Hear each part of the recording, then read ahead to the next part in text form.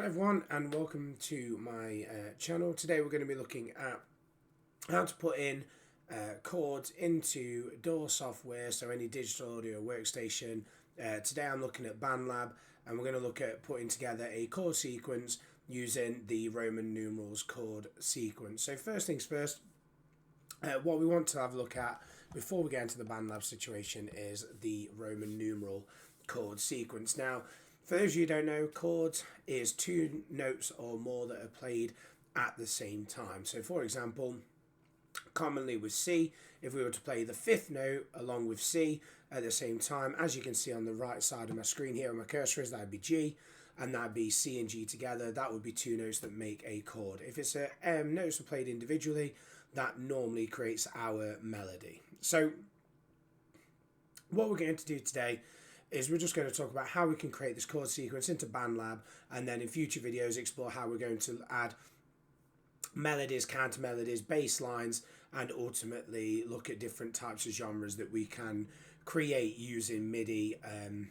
to do this. Just so you know, you don't need any you don't need to have played an instrument before to be able to do this. There's just a few things you need to be aware of. Now, first things first, so if you look here, it says Roman numeral and it says Nashville number C. So this is our tonic, this is our first note, okay, our first chord. As you can see, number one is the C chord. Now, we're going to do a common Western chord sequence known as the 1, 5, 6, 4. So if I count 5 over from C, so you've got 1, 2, 3, 4, 5. That means that the next chord after C is going to be a G major chord. Now, the way I know it's going to be a G major and not a G minor, okay, so major means that we're sounding happy, minor means that we're going to be sounding sad, is because if you look at the Roman numeral numbers at the top, you've got capital I, and then lowercase i's, and so on. The lowercase indicates minor, okay?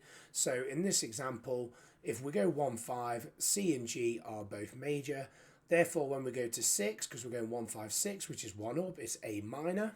And then when we go to 4, it is F, which again is a major. Now, this is a very, very common chord sequence and is featured very much in a video called The Axis of Awesome, which showcases how many songs in Western culture and actually use this chord pattern. It's very common in most popular music of a Western culture. So let's get into how we're going to do this onto Bandlab. So first thing we need to do, it doesn't matter what software you're using, whether it's Bandlab, Soundtrap, Soundation, Pro Tools, Logic, FL Studio.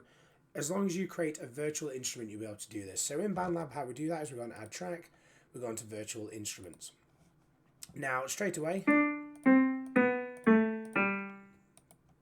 we've got our piano. Okay, I'm going to just get rid of the piano because I don't need that at the minute.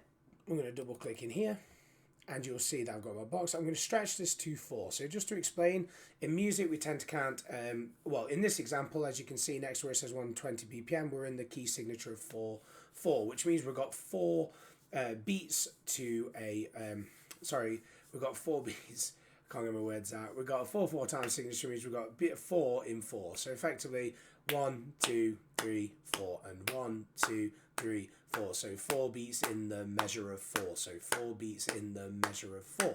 And that means we've got 4, 4. Now what we're going to do is we're going to put each chord. So if I zoom out here at the bottom right, you will see it says 1, 2, 3, 4. Well, that's what I've just counted. So here you've got 1, 2, 3, 4, then 1, 2. Obviously the number changes to 2 because this is our second bar along. So the numbers across the top are what we know as our bars. I've just highlighted this red so that what's going to happen is when I've inputted this chord sequence, it will actually repeat.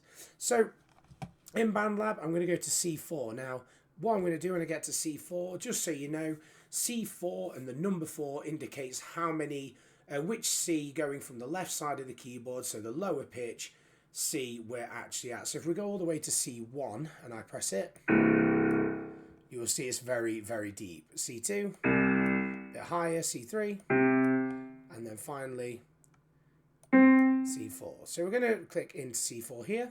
Okay, I'm going to stretch this note, which is our C note, all the way to the 1.2 because that's going to make it so that we go C, 2, 3, 4. Now, I want sorry, that's going to just be C1. So we're going to extend that all the way to C, so it goes to C, 2, 3, 4. So what notes make up a chord? I said it's 2 or more, and I said C and G as an example. That's known as a fifth. Okay, I'm not going to break down too much into that right now. What I'm going to do is show you a nice trick to help you out. So if you go onto a Google tab and we type in C major chord, okay, on piano, it will tell me, okay, so C, E, G are the notes I need. So if I go back to my Bandlab project and I hold down the Alt button, ALT, and I click up, I'm now on C sharp, I'm now on D because the white notes are going up, then I've got E flat or D sharp, and then E, and I let go. Then I'm going to Alt and do it again, so I'm on E, now F, so the black notes are our sharps and flats, so we're going on the white notes here, so F sharp and then G. Okay, now here's a nice little shortcut. It's going to speed the process up. I'm just going to zoom out. When we have a major triad, which is C, E, G, to make up the chord of a C major, we can now copy and paste this for every major chord. So if I know that G is the next chord, it's major, perfect, I can just copy it. So what I do, I left click and hold, highlight every note. I'm going to press ALT on the C note because that's the leading note, well, the tonic note, and I'm going to go down to G. Okay, the reason I've gone down is just because it sounds a bit nicer than going up, in my personal opinion. So just to clarify, if we're on C here, we go B, then we go to A, then we go to G. So if you're unaware, the musical alphabet goes from A to G, okay, for most people, okay? I think some cultures may have introduced H or something at some point, but for most of us, we know it as A to G, okay? So now, if I play that, you should hear C and G as a 1-5 chord progression so far. Okay. Now what we're going to do is we're going to highlight them again. We're on an A now, so I'm going to take this slightly up, just because we're on G. I'm going to go G sharp to A. Now this is where things slightly change. So if I was to play a C major chord and I play C, E, G, the third note, which is, well, the second note, but the third, because this is your first note, D would be your second note, E is your third. So the third note is the one that we change to identify whether we're in a major or a minor. So if I go to the A minor chord, I'm going to take my middle note and simply nudge it down one. Now I'm in an A minor, and I brought up my rain and snow thing for some reason. I do apologise. Okay, so we've got C, G, and then A minor. Now, if you remember, my final chord again is a major, which is F. So I don't want to copy this just for time purposes. I'm going to highlight the G, ALT, hold it down, left click, drag. I'm currently on A, G, down to F. Now if I play this sequence together,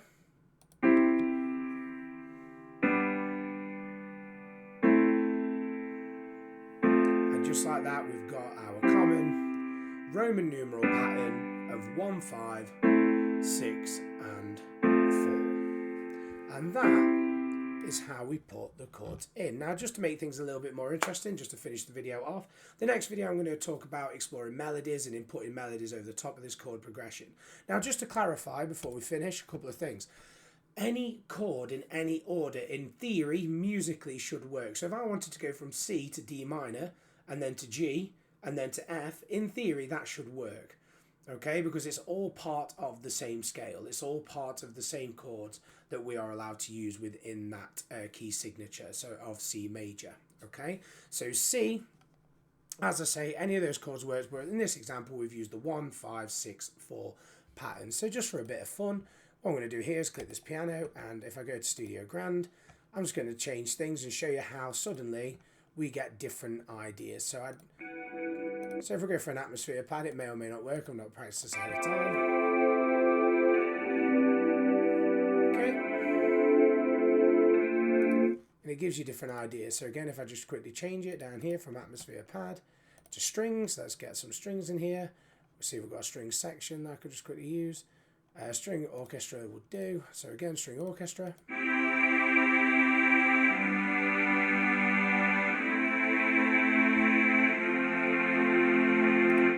Okay, and that's it for lesson 1. So you can play about with that. You know, if you've got any questions, please let me know in the comments down below, and I'll be more than happy to answer them when I can. But yeah, please hit that like button, subscribe for more content, and we'll be adding melody next time to explore that and go to the next stage. So thank you very much. Hope this video has been helpful, and I'll see you in the next one.